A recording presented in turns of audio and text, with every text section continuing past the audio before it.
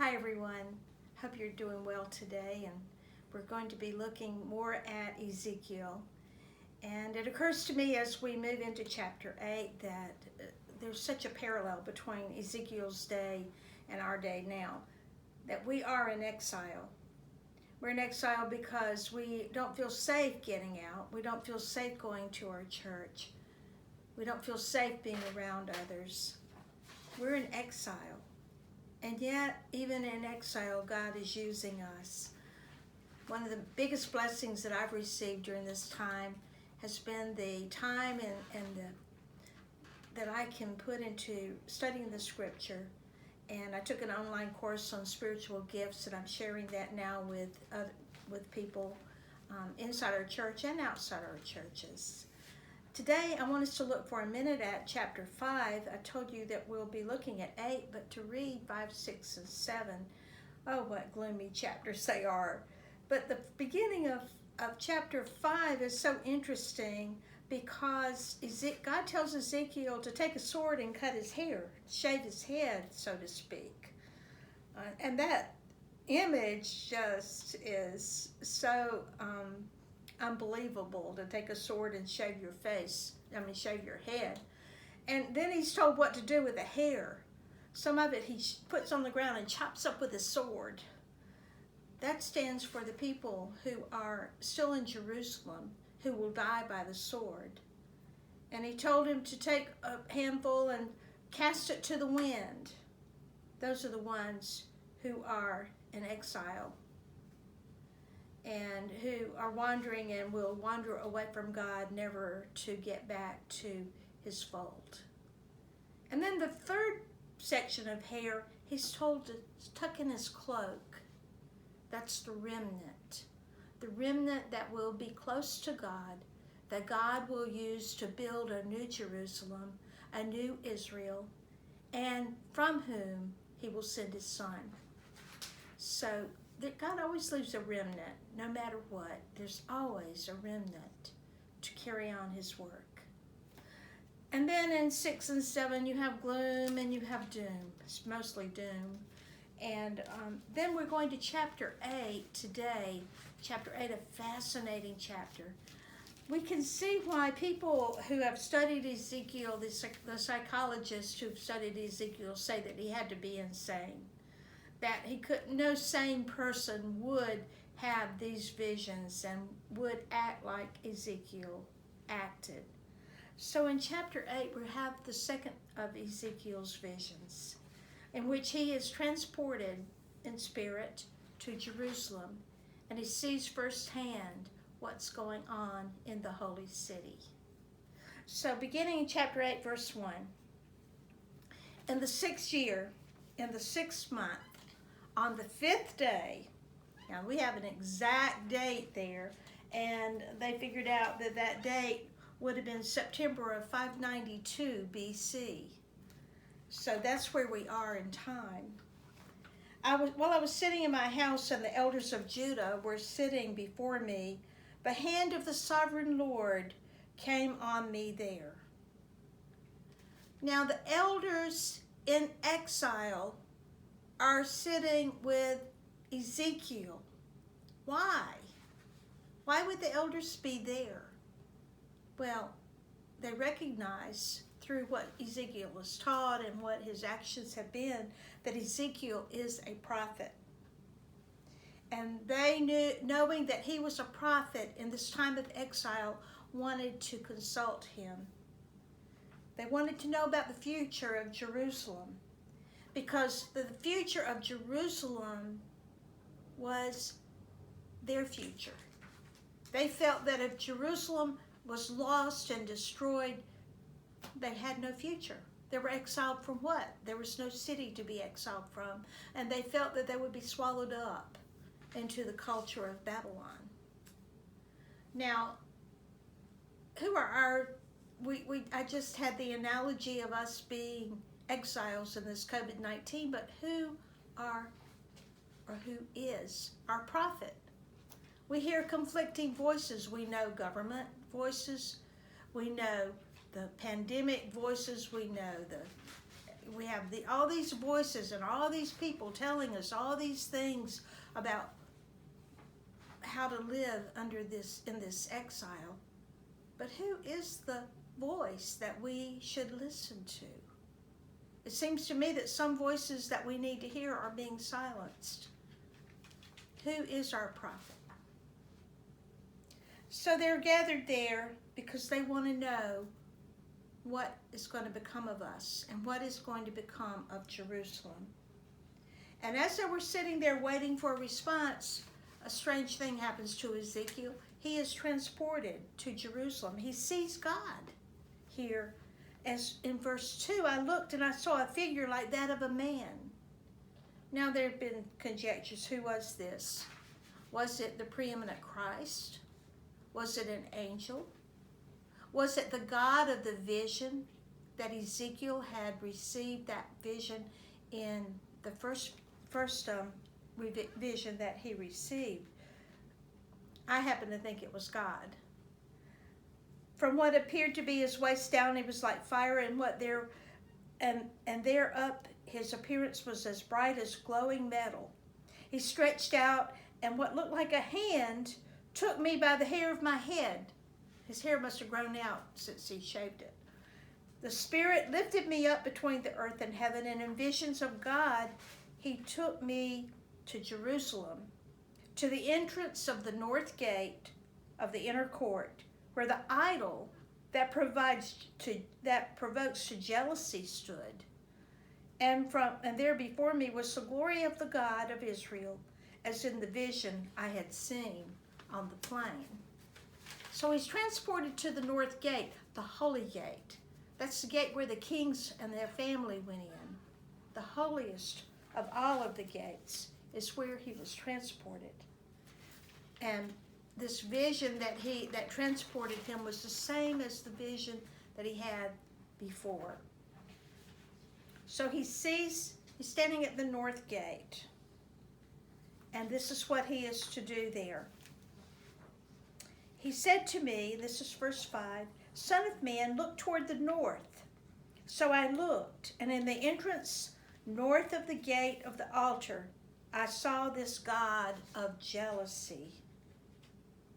And he said to me, Son of man, do you see what they're doing? The utterly detestable things the Israelites are doing here, things that will drive me far from my sanctuary.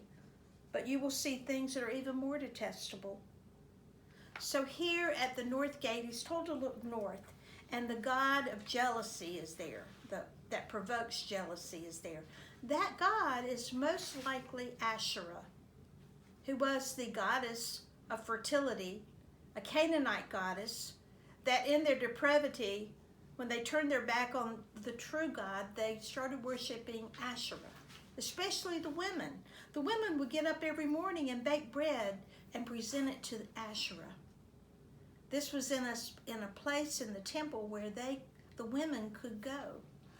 And so the first thing you saw when you entered the temple quarters was this Asherah pole.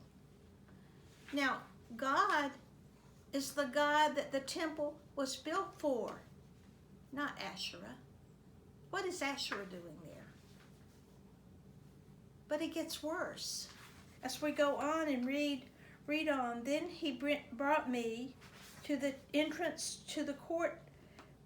I looked and I saw a hole in the wall. He said to me, Son of man, now dig into the wall. So I dug into the wall and saw a doorway there. And he said to me, Go in and see the wicked and detestable things they are doing there. So I went in and looked and saw portrayed over all the walls all kinds of crawling things and unclean animals and all the idols of Israel. In front of them stood 70 elders of Israel. And Jezaniah, son of Shaphan, was standing among them. Each had a censer in his hand, and a fragrant cloud of incense was rising. He said to me, Son of man, have you seen what the elders of Israel are doing in the darkness, each at the shrine of his own idol? You will see them doing things that are even more detestable. So here, we see the elders of Jerusalem, the ones that ought to be leading, worshiping this mural with all these crawling things on it. And they had become their God. And so we have two depravities here. We have the Asherah pole, we have the mural, this secret room. Some people think if God, if nobody catches me, it's all right. That's actually what the 4-year-old conscience says, as long as you're not caught, it's okay to do something. And that's what these priests are doing. They think they're in this secret room with this secret mural, and God doesn't matter because God's not there. And so there's some striking features of this first installment. The glory of God was there. The Asherah pole was there. There can only be one God. And our God is a jealous God.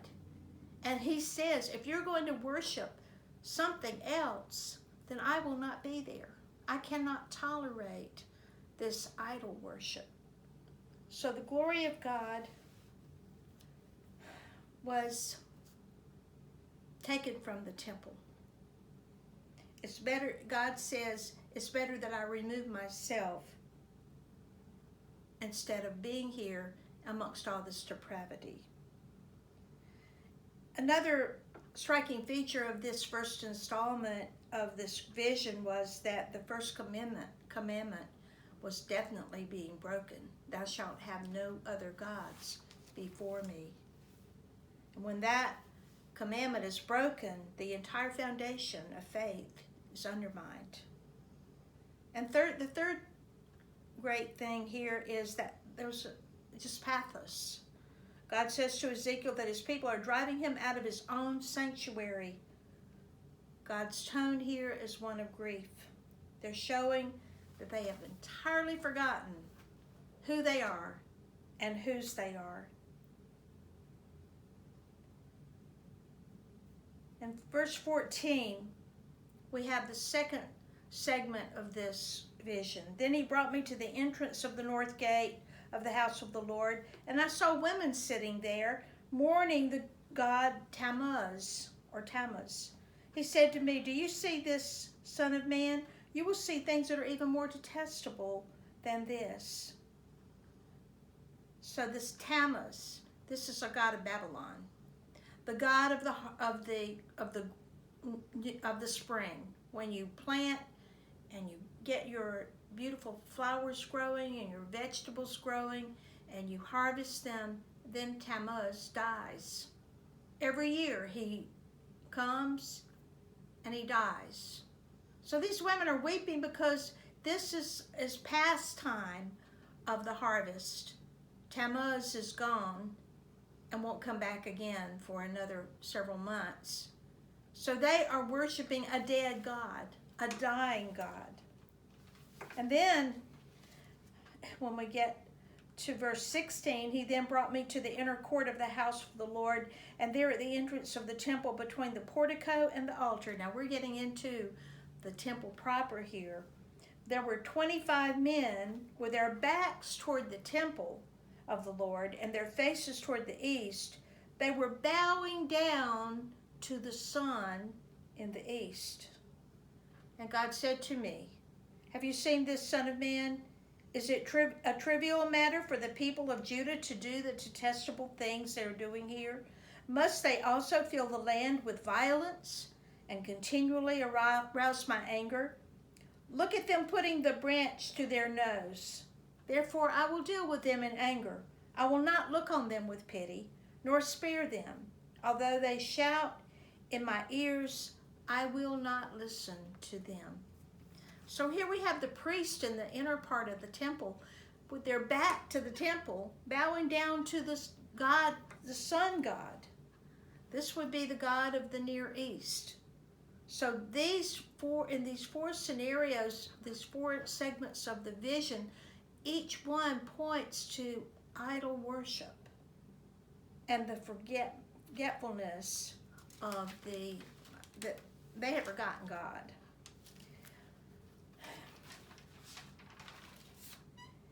to close by reading something from one of my favorite of the commentaries. This is from the Daily Bible Study, and it's written by Peter Craigie, published in 1983.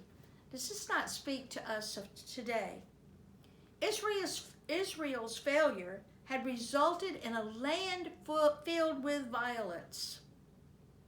For worship and morality are intimately related. Worship and reality and morality are intimately interrelated.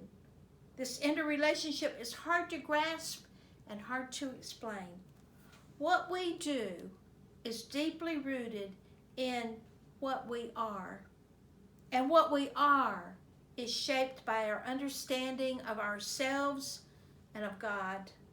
The one who worships knows God and begins to know the relationship between God and human beings.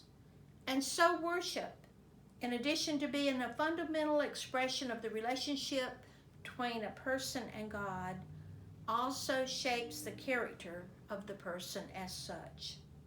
Thus, and this is the key, when we cease to worship, we lose our understanding, which in turn may be followed quickly by the loss of morality. So the lesson here is, let us not forget to worship. With our hearts and minds and souls and all of our strength, we worship God. And we tell others about His love and bring others to Him so then they can experience what we have, and so that our morality will be strengthened. Blessings this week. Next week we're going to look at chapter 10. Amen.